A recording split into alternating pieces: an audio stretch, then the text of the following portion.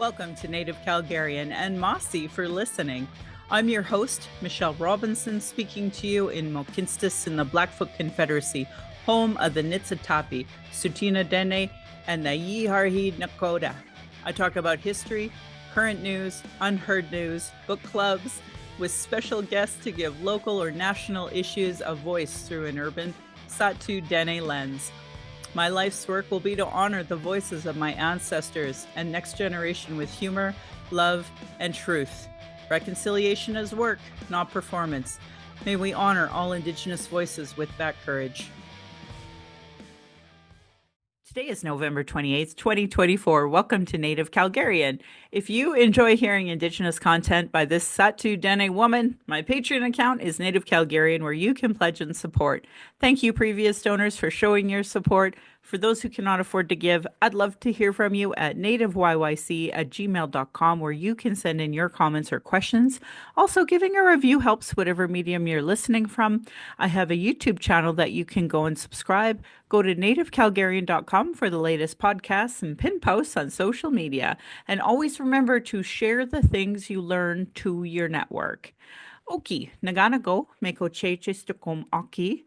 Nara dara ga de dekots nagots tine siku saradi. My name is Red Thunder Woman. My married English name is Michelle Robinson, and I use they, them pronouns.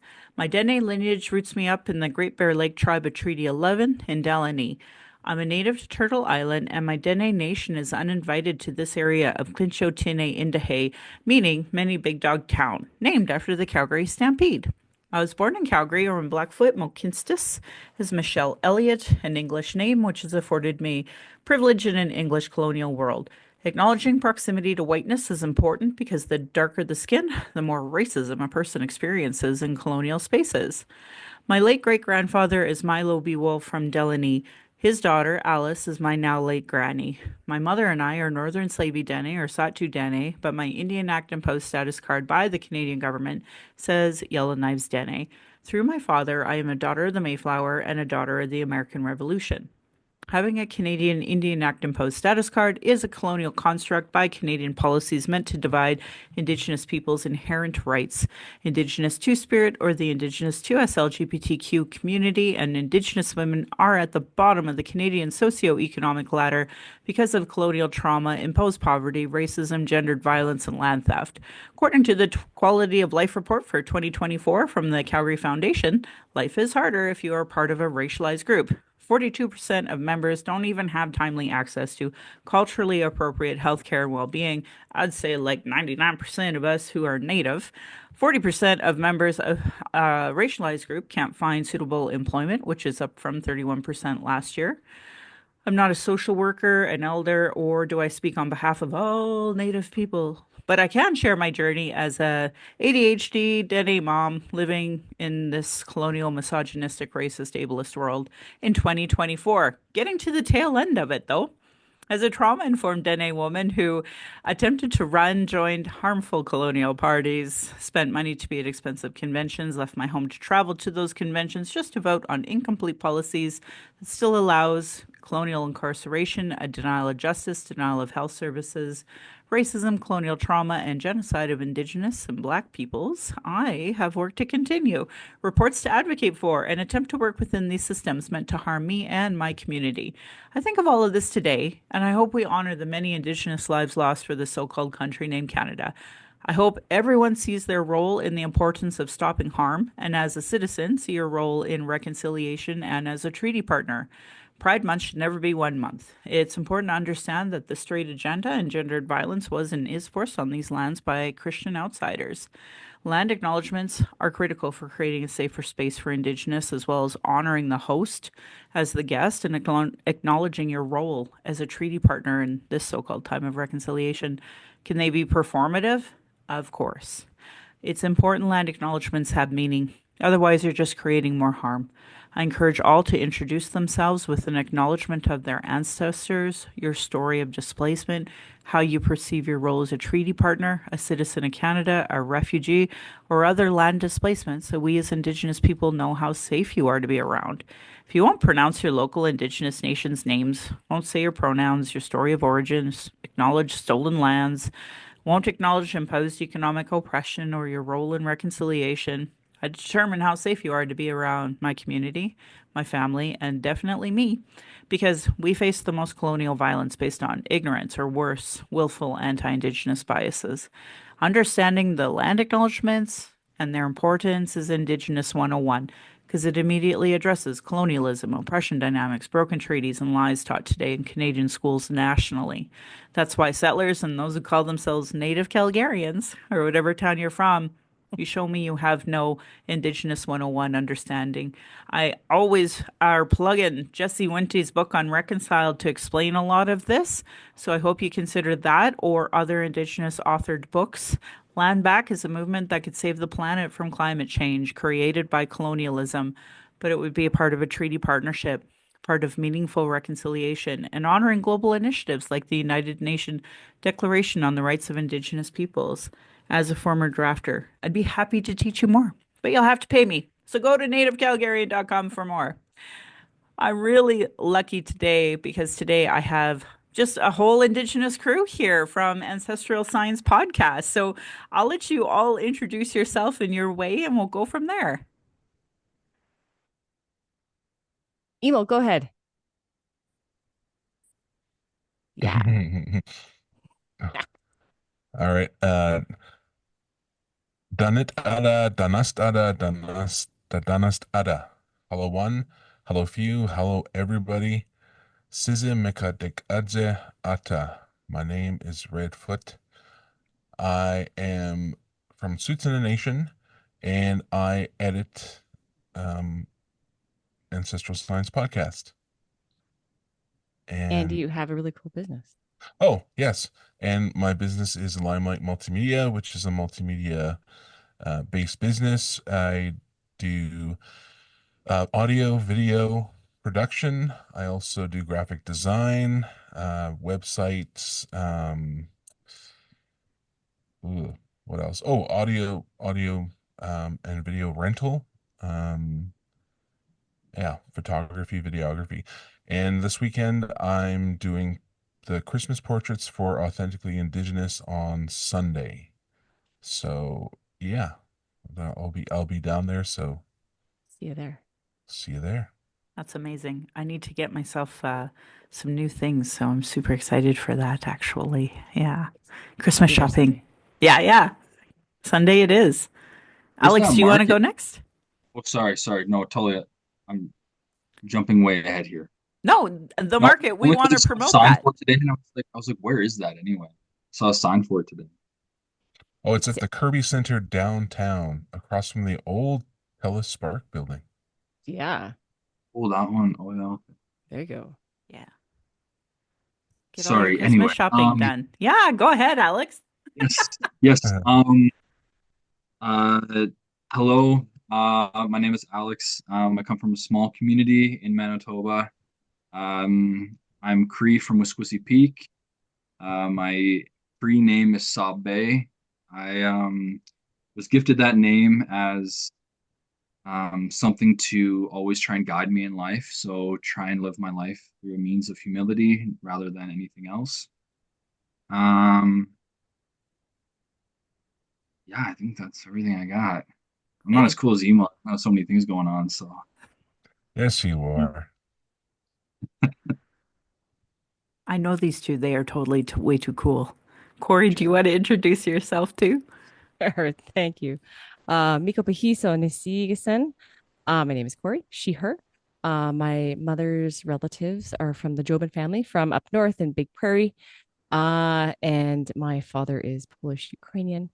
So that kind of mixed heritage, mixed lineage kind of got me in a way into kind of what I do today.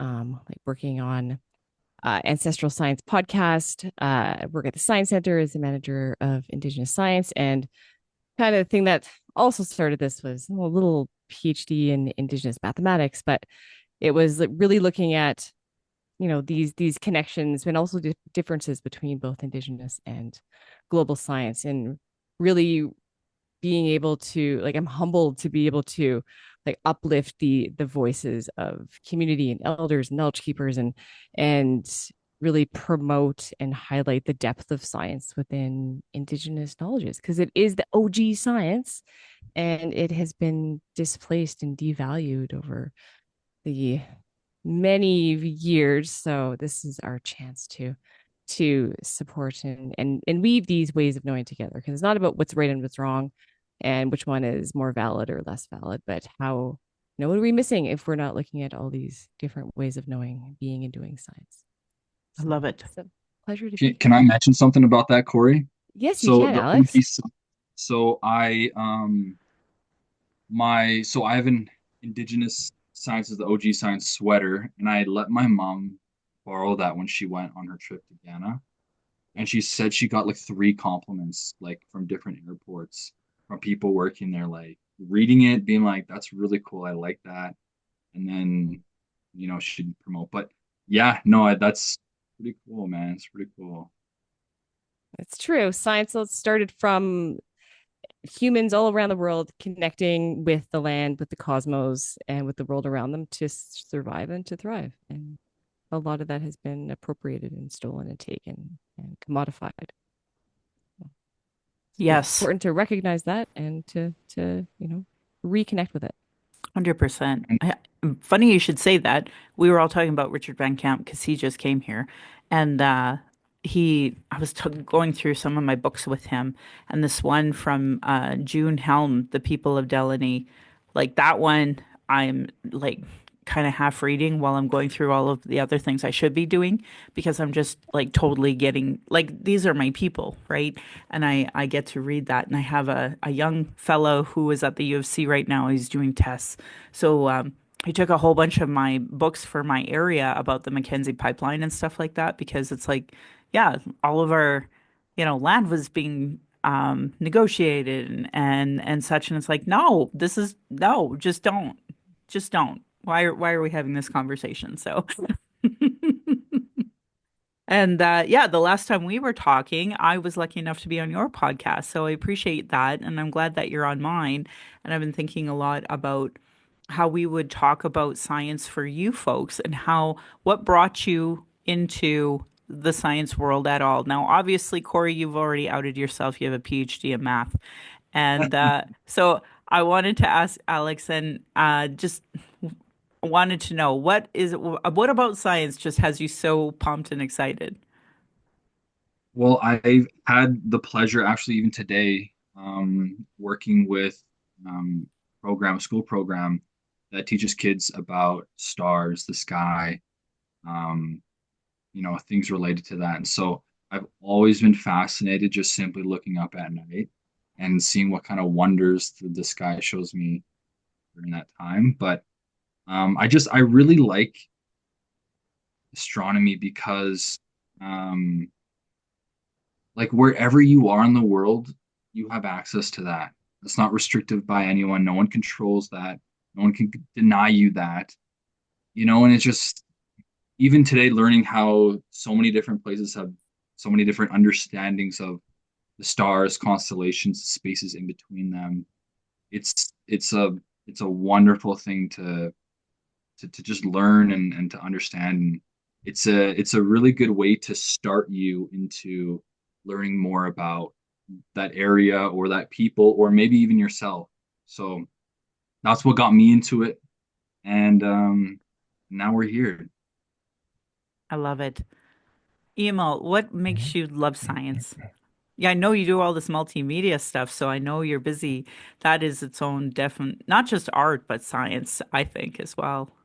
I think for me, it started out like I've grown up on comics and cartoons and movies, and so my fascination has started from like television shows like Star Trek. Like growing up on the originals, I grew up on the original Star Trek series, and obviously Star Wars, and then the various Obviously. television shows through the years, right up to um, right off to kind of like the parodies or spin-offs like the Orville.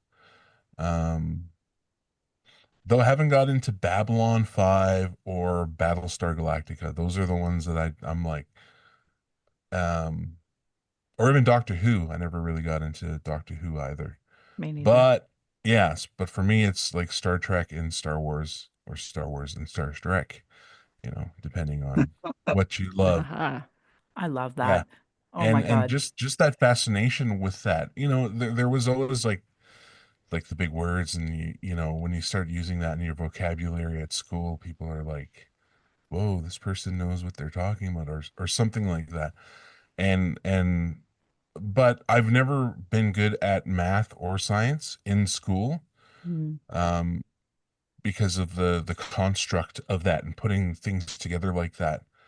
Um, haven't really melded with me because I, wasn't didn't think like that. Like, I guess that's linear thinking. Mhm.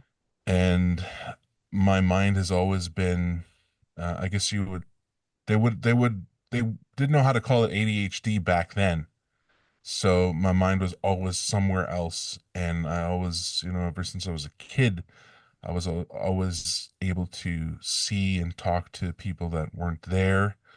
But I didn't know it was normal to me as a kid. But then after the years of, being in that colonial construct, I guess, um, it kind of um, went away.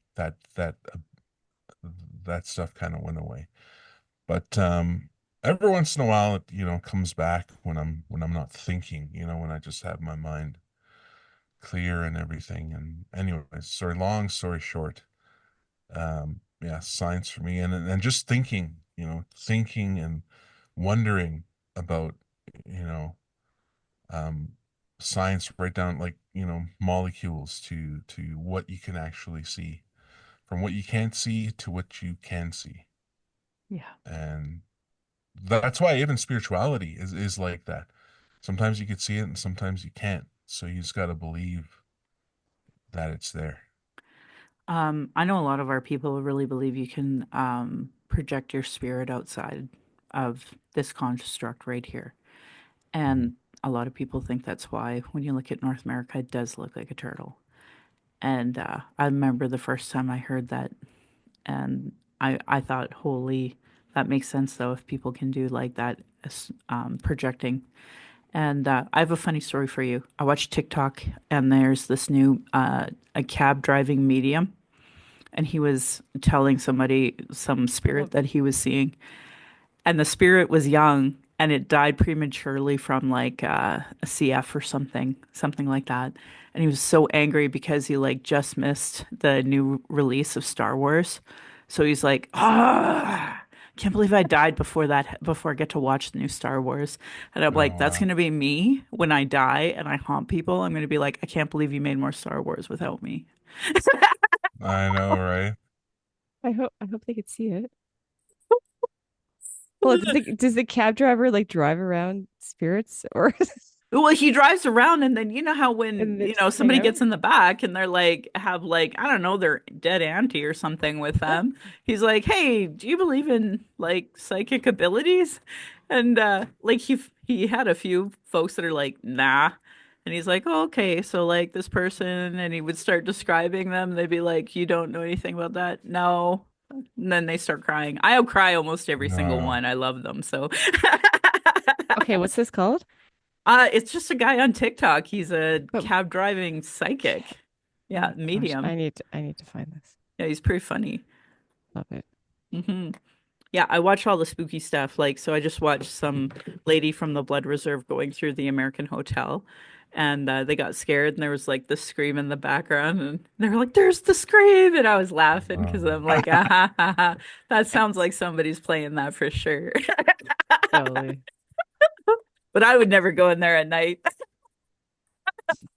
I would. I Me, was that. Oh, no? Yeah, Alex has got some amazing ghosty stories. hmm Amazing. Yeah. Well, and really that is its own science too. And I love Yeah. Ghostbusters for that reason as well. And then I actually found out that for real, that one guy, his family were like psychics and all about doing the science of the paranormal.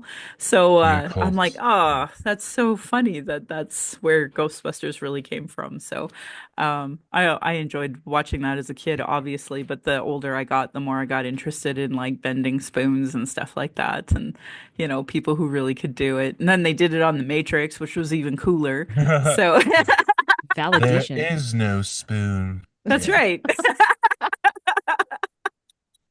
The spoon does not exist. Yeah, no kidding. Well, I was just wondering about your podcast and like some of your guests that you've had that you thought were so super cool to talk about, whatever subject that really like shocked you or surprised you. I feel like I have the moment in like every episode where I'm like, what I don't know what to say. I'm shocked. Like that happens every time.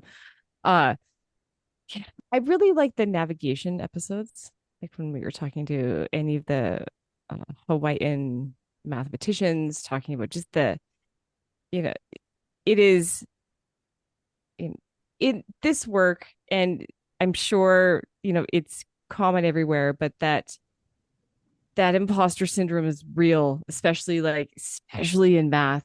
And I understand, I know it's there. I understand indigenous mathematics and the opening of methods of how we understand the world beyond the objective. But thinking about how humans navigated across oceans with such an integral, complicated, spiritual, experiential process of like using not just the stars and the how the birds, like the direction of the birds, and you can smell different bird because oh, that smell, that's the bird came from this wave, so that's where that island is. And using the Hawaiian compass, and but also just the feel of the boat and how that synchronicity of the beat of the waves, and knowing that it it's so complicated. And I've had the pleasure of seeing how complicated that trigonometry is. And it's like, oh, let me translate that. And like legit, like 9 whiteboards of trigonometry. And it's like, but we don't translate that. It's like, but Leroy Littler says that within indigenous languages, within, as he says, Blackfoot language, that mathematics and science is in there. Yeah. It is already there. You didn't need to create another language of numbers and equations and multi-syllable Latin words to describe something. It was already there. So it's not Mhm. like oh, hold on, let me write on a piece of paper as I'm navigating through the dark oceans. Yeah, that always blows my mind. Yeah, amazing. I don't Yeah. suppose you had a quick conversation about Moana or Moana 2, and are you guys going on a field trip together for that? Mhm. No, but we probably should. Yeah. Yeah, yeah. I know. We've totally watched that. How about you, Alex? What were some of your highlights and like shocks about science and some of your past guests? I've only really been a part of the episodes pretty recently. Um,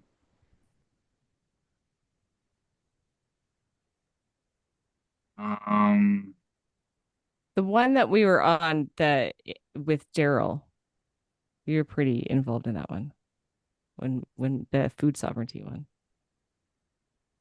yeah, no, I can't remember. There's so much. Hey, that's I can great. I remember love that one. problem. That one's like gone. You were scraping Oh, all the I want to hides. think about it right now. Gone. Thanks. Right on. How about you, Emil? Um, let's see. I guess it's funny because as you're going and editing, you you go through it, but so for me, it's always the last one that you do because it's like the freshest in your mind, and it's funny because it has to do with like black holes, and the scientist is Corey Blackfoot Gr- from Corey Gray, Corey Gray. He's Blackfoot. Never knew that there was a Blackfoot at MIT. Or is it MIT? Caltech, Caltech. Caltech. Yeah. Bazinga. Um, Bazinga. Yeah. That's also what he says in introductions where yeah, Sheldon went to school or was and teaching. it's funny because they found the sounds of a black like two black holes colliding. Like, see, it's just they're discovering things today that you think they discovered or they would have discovered already. Yeah. And so for me, it's like what's so what's so fascinating about that is like there's people out there doing this stuff, and you know deep down we know it happens, but when somebody comes to you with evidence, it's cool because it's something connecting dots, and it's like it's almost like you already kind of knew, but then when somebody says, "Hey, this, check out my evidence of this," you're like, "Huh, that's really cool." Like, and something deep down, you're like, you kind of like know, but like Corey was saying, like, it's always like been there kind of thing, and it's weird because it's like, that feeling is always there, even though like your mind doesn't necessarily know in that moment, and it's like, oh, and there's a connection that connects somehow, Hmm. and yeah, just those little things like that, just That's a big thing. yeah, oh, Gravitational waves, big thing. I want to like a can't even Nobel put your Prize. mind around it. No. Black holes, two black holes. Who black holes Yeah, making cool sounds. I know. It's wild, isn't it? When I hear these sounds of the space, I'm like, that really is like incredible. I can't imagine. And then that's just the frequencies we hear. That's not even including the yeah. stuff we don't hear, hey? Like it's just Or so even so wild. it's funny as we're saying that, I just remembered somebody, I can't remember where I heard it. It's probably like, you know, um, Twitter or Instagram or something, where it said somebody like figured out the smell of space. There's an actual smell in like deep space, and it's like it smells like raspberries or something. Amazing. What? Obviously the best Yeah. thing on the Of, planet.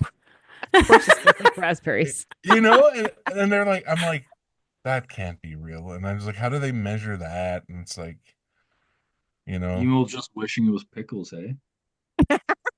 pickles should smell like pizza. With Yep. Kidding. pepperoni or with pineapple, right? With pineapple, ham and pineapple. Yeah. Our faves. That's so funny. Oh, I love that. Well, I'm so happy to hear that. Yeah, it's really hard for me to like pick a favorite podcast, that's for sure, because everybody has different things that they talk about and have different ideas.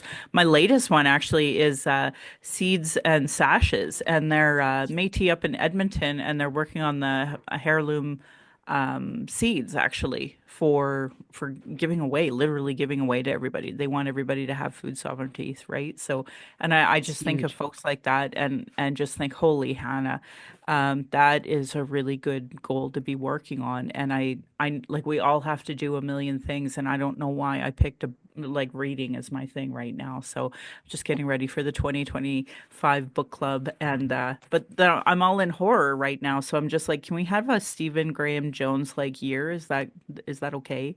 So It's okay. I mean, it may be relevant. So, well, Richard Van Camp, we were talking about him earlier and his two books, and like there are some legit teachings actually in there. And so I hope that you guys really like that one too. And speaking of astronomy, like Orion's belt plays kind of a key role in that too. And mhm. so I really enjoyed reading those books just for that as well. And that bigger picture of science, like there's so much science to talk about when it comes to like trapping, when it comes to hunting, when it comes to berry picking, when it comes to all of the ecosystems. Like there's so much biology alone in the land that I sometimes get overwhelmed thinking about beavers and their work that they do here. When I say here, I mean like all across Turtle Yeah. Island, but um, and I'm sad when I think about how many animals we're losing, how quickly they're being extincted in our lifetime right now. Yeah. Yeah. And So obviously people didn't watch the first Star Trek movie where we were saving the humpback whale. Like Right? That's a classic. my daughter told me that the last rhino just died. Um, so I don't know. Uh, Kind of sad about a lot of the things that we keep losing, that's for sure. mhm. So we need to work really hard to keep them. And where I'm from, the Caribou Pass have been really changed by development, and the water has been really contaminated. And they're talking about making changes to, clean the water, but the the land in Yellowknife is contaminated from the mine, like the Yeah, land itself. So, like, if I lived in the city and I went to grow a garden, I want to say it's arsenic that's it's all arsenic. Yeah. contaminated around there. So, these are things that I think is kind of our job, the next generation, to be like, okay, how do we do reclaiming and reclamation work that is meaningful, where we're actually cleaning the land, cleaning the water, and redeveloping these ecosystems? My daughter and I have talked a lot about the buffalo treaty and the buffalo coming back and the ecosystems that come with the buffalo. These are things that I think like really should be where our priorities are, but it's really difficult to do this in this colonial system that doesn't value that, right? That they value um, coal mines over clean drinking water, down south. Mm. So I see us having protests for that here coming up soon if they don't if because it sounds like they're just going to go ahead with it. Crow's Nest Pass Sounds like it. people are like, yeah, we totally want to do this, and I'm like, well, doesn't Lethbridge have a say, or anybody else past Lethbridge down the river? No, nobody has a say, eh? So No. I don't understand why these colonial systems are so horrid for the earth and why they don't see how much destruction that they're creating. Um, and despite saying we have like an environmental oversight body federally and provincially, it doesn't feel like we do. Otherwise, the city of Yellowknife wouldn't be, contaminated with arsenic. Um, so It's yeah, shocking. I was it's just there. shocking. A I was hundred just percent. there like a month ago, and it was like I heard there was some, and Nicole Redvers is like doing amazing work up there with the Arctic Wellness Center and all of the research she's doing with health and berries, and it's like also an amazing podcast. Need to shout her out. But the arsenic that got in the air. It's late. Uh, there was like tons, and they didn't think of okay, arsenic's in the water, it's in the ice, like that's. But no, you think of like how much was released in the air, like tons of arsenic, and there's not even a like what is the result of that? I know. Like you can't even after those wildfires like that. That's terrifying. And that too, right? So it's just wild where we're at right now, where people don't see the gravity of the science that's necessary and needed in order just to save the planet and save our water. And then, again, a little further is the uranium um, that our people said you're not allowed to touch it, and they did. And now look it. So, but what are some things that give you guys hope? Because I can kind of tell you, for me, I do have hope. Um, as wild as it might sound, going down those rabbit holes, I do have hope because I know that we can reclaim and I know we can fix it. But I was wondering, what are some things that give you hope in science and hope in general? Yeah, I can start. I call it radical hope. Makes me feel a little better. But I I appreciate like I'm seeing a change recently in the interest within Indigenous science and the amount of like people that want to be allies and want to support and do this work and not just allies but want to be accomplices. And Mhm. we need accomplices. We can't do this alone. And it's like those someone that can speak up for this work and speak up for the validity and the importance of like you were saying, like land back. And that is not like, oh, move out of your house. The land is ours now. It's how do we have more sovereignty with the land? How can we be a part, be at that table to have make those decisions on, what's best um, for the land, and how can we help make those decisions on reciprocity? Because it's this humans have been taking and taking and taking and not giving back for all that the land gives us. So I have hope in the conversations and the interests that I have with, with the teachers I teach and with my students and with the general public. So I'm seeing a change. I'm seeing an interest, and like that gives me hope. That's Radical. good. Good. Alex, how about you? What gives you hope? I'm that's a hard that's I was really thinking about that. It kind of ties into like food sovereignty. It really all ties in together, everything once you think about it. But I'm more afraid and more grim about my outlook on things. Unfortunately, like because in order to have hope, hope requires time. You have to have enough time in order to resolve these issues. And the mass consequences of these things, they don't give you enough time.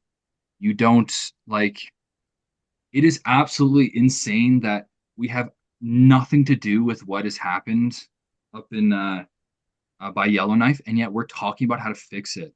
That's an issue. That's a huge problem. And like, yes, I love having these conversations and spreading the word and trying to give people different perspectives.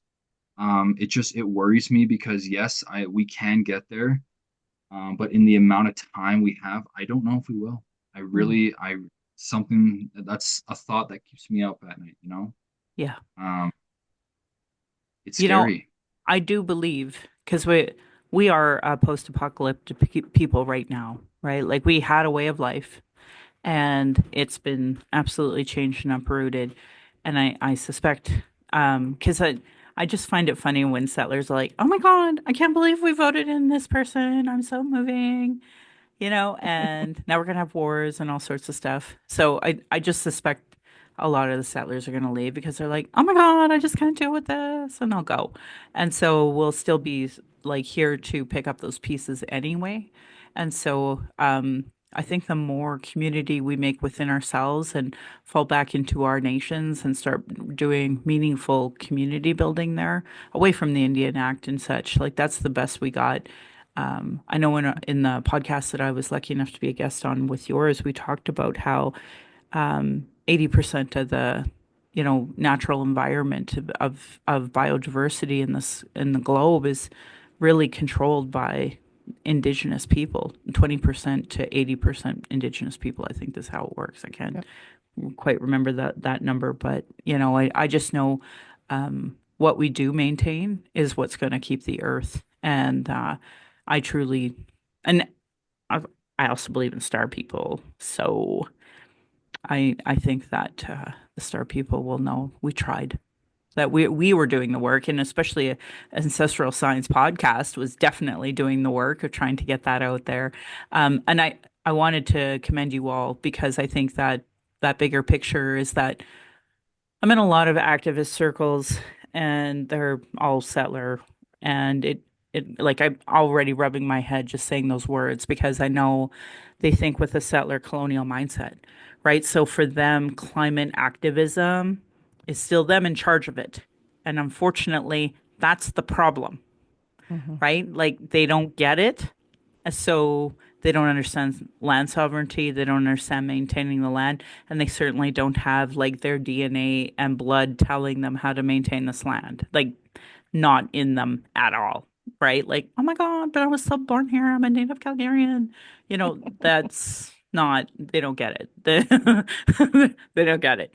So that bigger picture is that I just think that because I know you've done, hunting ceremonies and such, and I know that that is the stuff that's going to maintain us, and we will always help each other. So just from my point of view, I understand the urgency though, Mm, because like that water temperature, I used to scuba dive and seeing the change already in the waters that we used to scuba dive because of the change in the temperature is it's sad.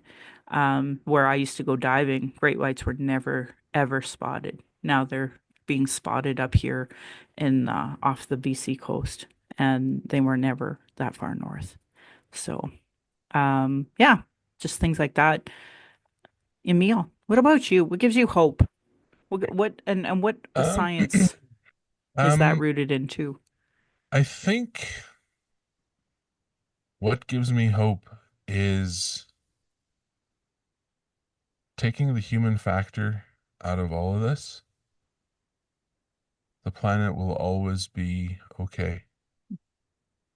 I think a lot of the dark grim is self-preservation, and we're worried about ourselves.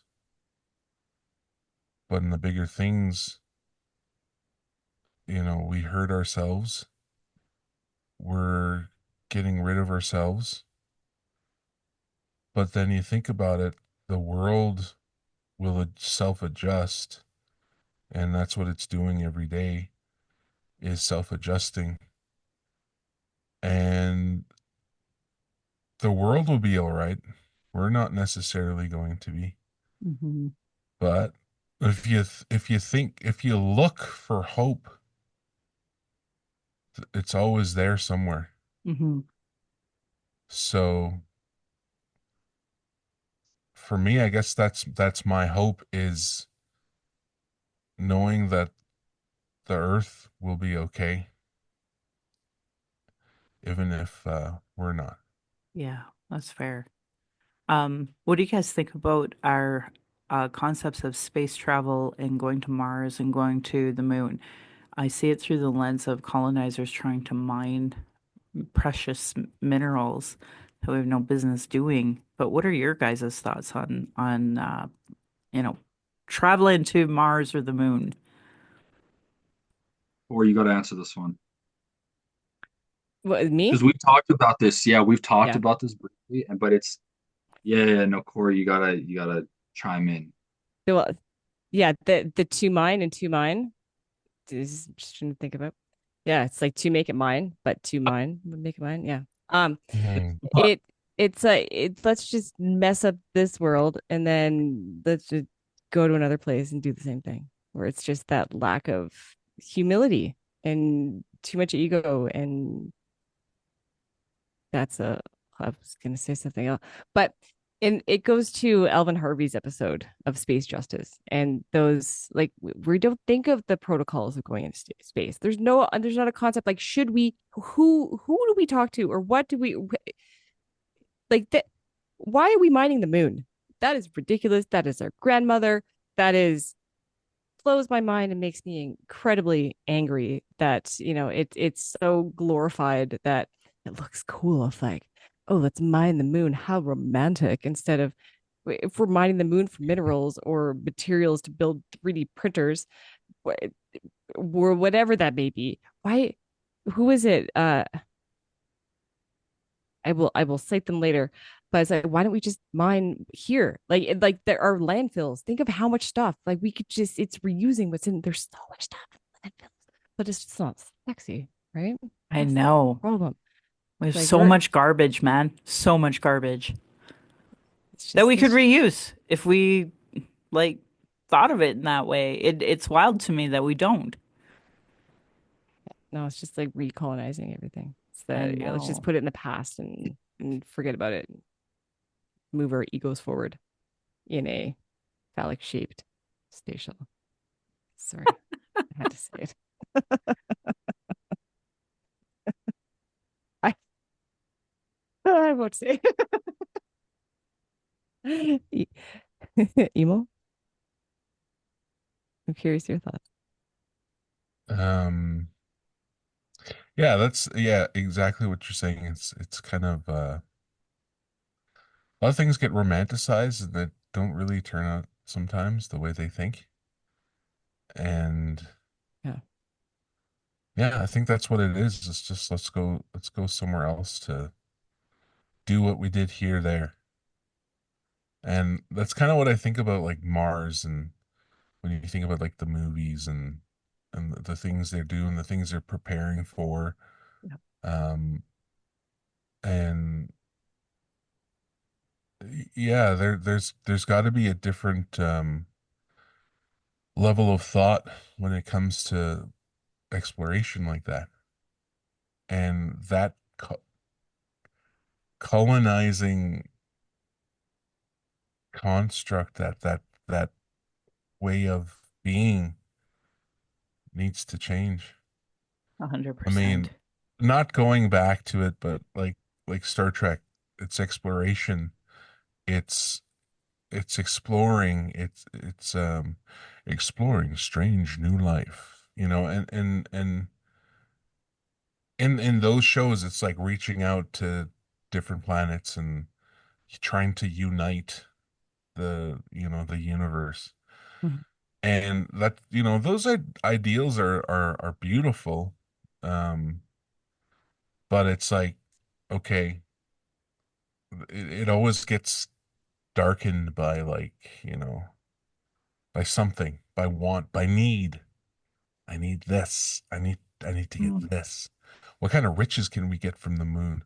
What kind of riches can we get from Mars? What kind of riches, what can I put in my pocket, Hmm. you know? And I think, it's crazy because that's where we're stuck at. And it just like the dream and ideals are beautiful, but the realities are what is, what changes that. Well, I it, am. if Yeah, go oh, my ahead, bad. Alex. Go ahead, Alex, please. No, I always do that to Corey. Oh my God. Apologies. Um, yeah, even with that, the idea of, you know, um, making your pocket thicker, fuller, whatever. For what? Like at the end of the day, when you put your head on your pillow, how are you any better? Yeah. I've never understood that that mindset to um it just I can't even describe it because it doesn't make sense to me. I don't understand those people. I don't understand that mindset. It is weird. It is weird. Like you are interested to go to this place for what? To extract for what? It's really a baffling conversation if we really get down to the bare bones. What are we doing? Put that What's the point? plague on that planet. Mm-hmm. But even that, for what? For power and ego. Like that is crazy because if we look at it for power and ego, how is yesterday different from today? Okay, but I'm gonna throw something at you. So, okay, this is my lawsuit. Do not sue Ancestral Science Podcast.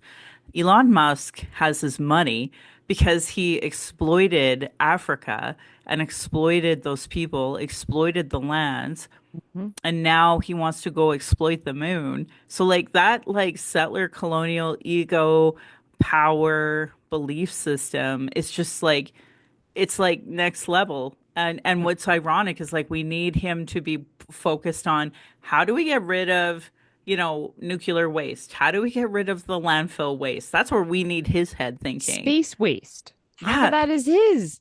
right? All of that stuff floating up there. How many thousands of satellites are not working? It's just space junk and just floating around. Right? Like that's where he needs to be thinking. And he's not. Like think of like the money in salvaging all of that stuff. Like I think of Star Wars, in the newest series, so that would be like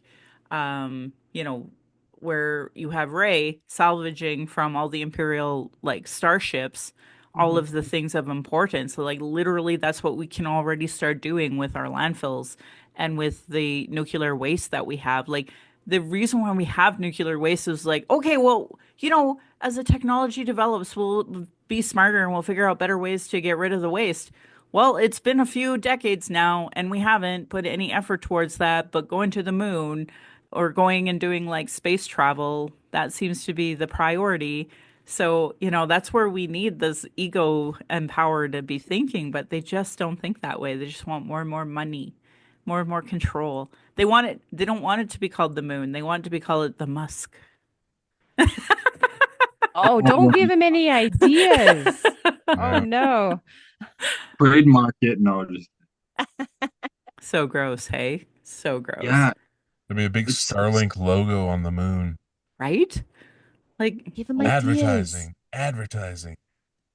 No, but that's literally like literally sweeping the dirt under the carpet. Yep. Like, yeah, you know, we'll deal with it when the technology is there. But for now, we're okay. Let that's a them problem. So yeah, whoever discovers that car that's now just floating randomly in space for no reason. What was that? 100%. 100%. So just think Those about that. Fast and Furious movies are trying too hard. Just kidding. Yeah, I know. When Corey said that, my mind went to Luda sitting Yep. up there.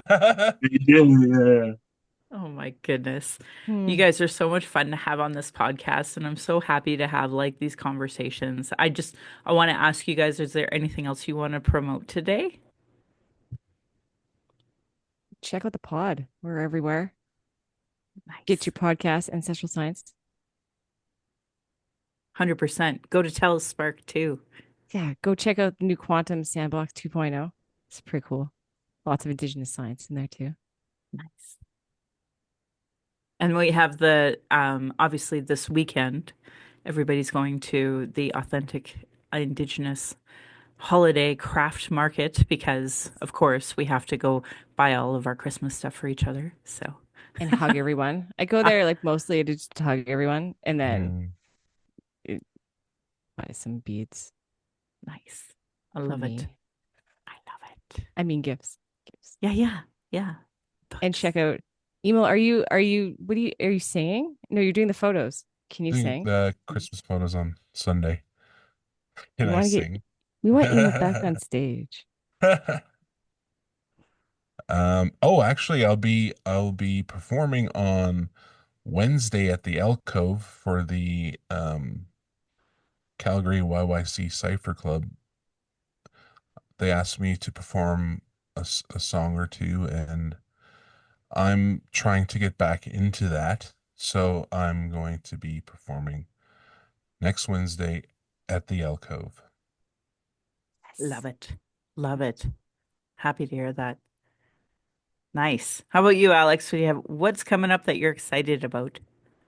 Um, like there's not as an individual project, but I'm a huge environmentalist and I was actually just looking at yesterday and last night more about the Arctic Council, and so they look at all issues and projects um and anything you can think of that affects the Arctic, they kind of talk about and deal with. And um oh man, there's so much good information on there, and like I commend them so much. I'm just a huge fan of everything they do. So huge shout out.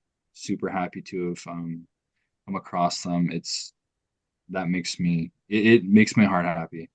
There you go. So Amazing. there's some hope. See? We got the apology for killing all the Smudging. sleigh dogs as well. Yes, And there's that. yeah, and then I don't know if you guys have read the book, Right to Be Cold, but oh, so good. I got to I hear her haven't. live. She came to Mount Royal University. I got to hear her. So, really good book. Talks about obviously sovereignty, but also how things are affecting the North.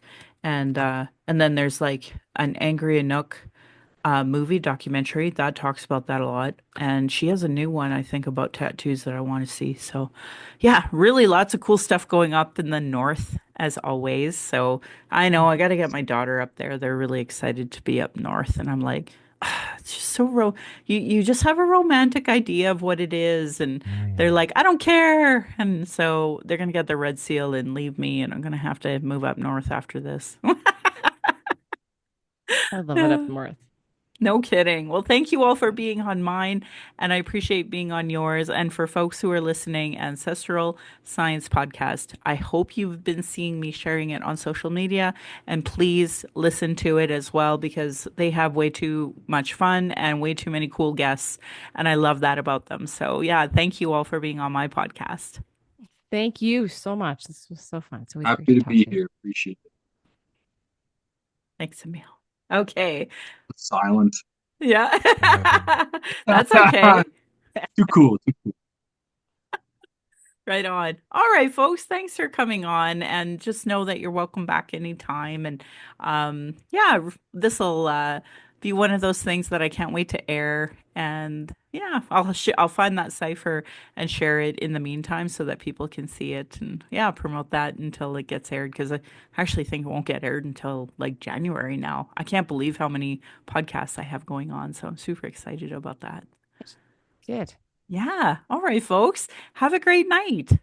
You too. Thank you so much. This was Yeah. fun. Thank you. Thank you so much. Yeah, well, you guys are welcome to stay and listen to my resources, but you don't have to. So, and have a good night. I hope you all sleep well.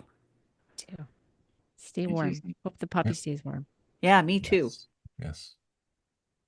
All right. Bye, folks. Okay. Bye. Bye.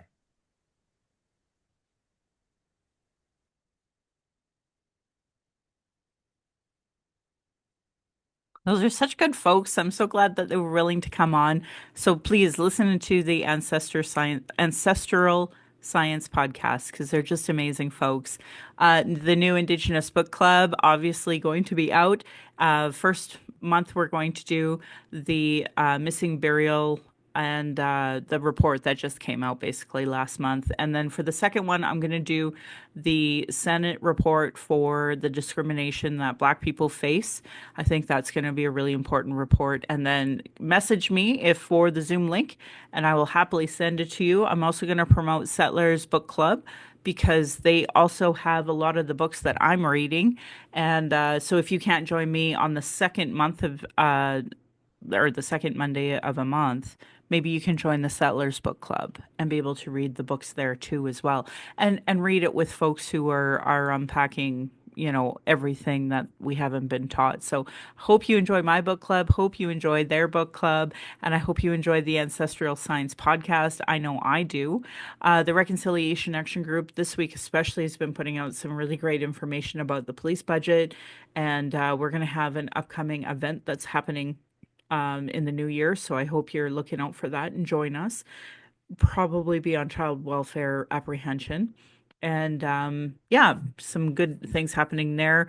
Follow Justice for Palestinians. They have lots of different events happening on Instagram. A lot of the youth here in Calgary are putting out their information there on Instagram as well. So, and they tag Justice for Palestinians in case that you want to be a part of that in any capacity.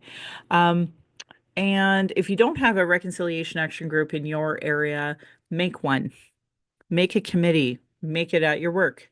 Make it at your school. Make it at whatever it is you do, so that that way other people who are like-minded can help you with that as well. And make sure that you consider donating to folks that you like and listen to. So for me, I'm sure you see me sharing a lot about EGAL Canada and Skipping Stone trying to take the Alberta government to court over their anti-trans information. Lots of different organizations that are Indigenous led as well. Poundmaker Lodge just came out with a brand new Rainbow Lodge for folks in addiction and who identify as gender diverse. So hopefully we're starting to see some change there too. So make sure that for Christmas, that's where you're putting your money. I'm proud that this podcast gives solutions. I'm proud to give cultural safety training and cultural first aid in all of them to create a safer space for Indigenous people, people of color, those with disabilities, and gender diverse people to speak. According to the 2024 Quality of Life report from the Calgary Foundation, 87% of members of a racialized group have experienced discrimination based on religion, ethnicity, skin color, culture, language, accent, gender, sexual orientation, at least some of the time.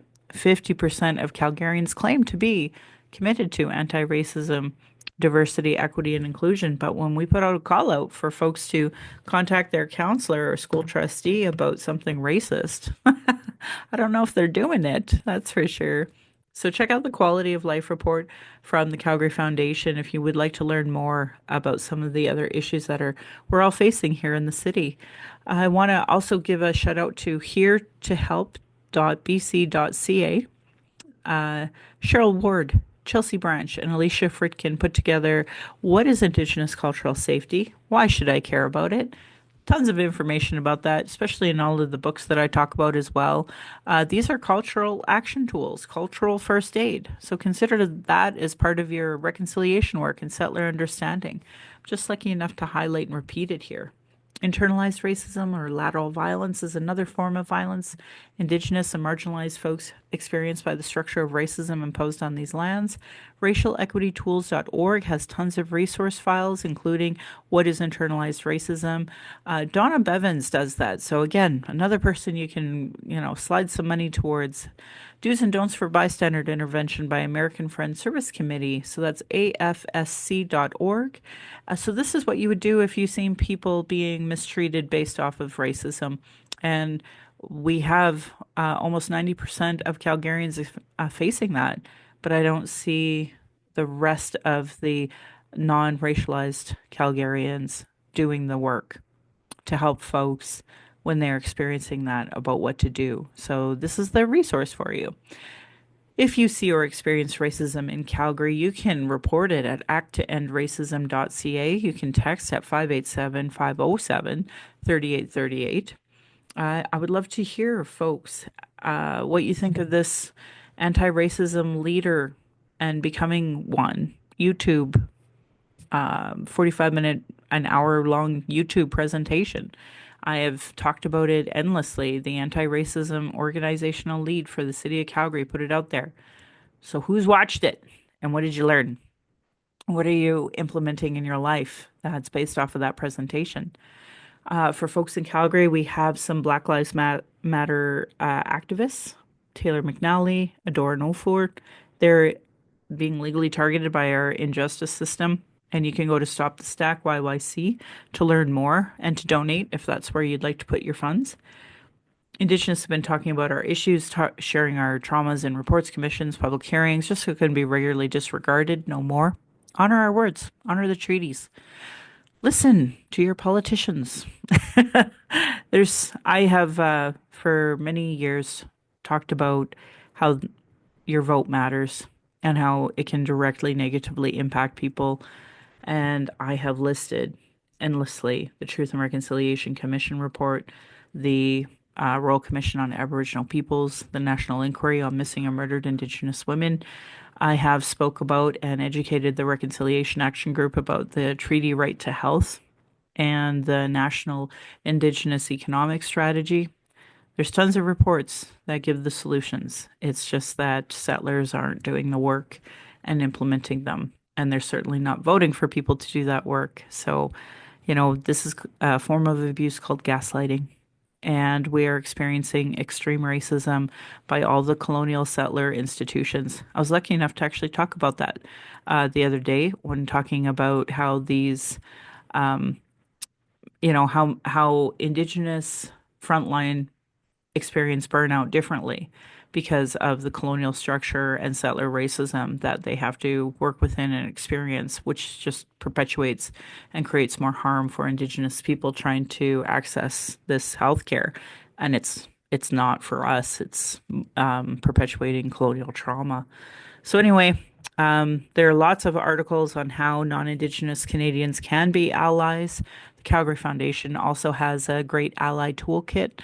I have talked about how aboriginalalert.ca and the Missing Children Society of Canada have email signups, and those are far better ways to find out about missing people than sharing harmful RCMP or municipal police bullcrap, because the racism that are in those comments and they themselves perpetuate. I mean, I have called them out multiple times about their social media and media in general that needs anti-racism training and Indigenous education. So sign up to aboriginalalert.ca instead and the Missing Children Society of Canada and share that information. A little less harmful for Indigenous people. People who are experiencing homelessness. There's womenshomelessness.ca. They have a great statement about, the urgent action needed to protect the lives of Indigenous women, girls, two-spirit, and gender-diverse people experiencing homelessness. You could always cite it to your wonderful politicians when writing to them or talking to them. Also, we are facing drug poisoning issue here in Alberta that we have over 10,000 deaths since 2016. At that burnout conference that I was at, I got to hear from some leading experts demystifying a lot of the crap that's out there. And yeah, it was really empowering to hear some folks talking about kids in such a good and healthy way as opposed to negative ways. So, really happy to have some folks talking about that at least. So if you know anyone who's using substances or you are using them, please don't use alone. If you are using alone, you can create a safety plan with the National Overdose Response Service at 888-688-NORS for support. You can download the Brave or Doors or Lifeguard apps. The Doors is the Alberta only, and we don't really have much data on that one, so do as you will. I strongly support Freedom's Path Recovery Society.ca. I also support StonewallRecovery.ca.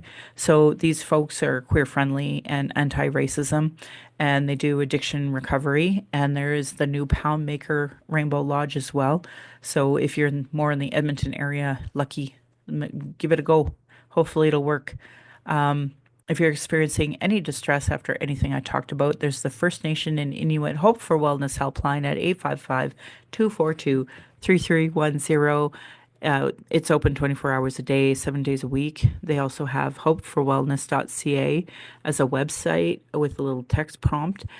If more related to missing and murdered Indigenous women, there's 844-413-6649. And the 60 Scoop Indigenous Society of Alberta exists at ssisa.ca. Not really a crisis support area, but it exists nonetheless. And if you are a 60 Scoop or a Millennium Scoop, these are resources that you probably want to be a part of.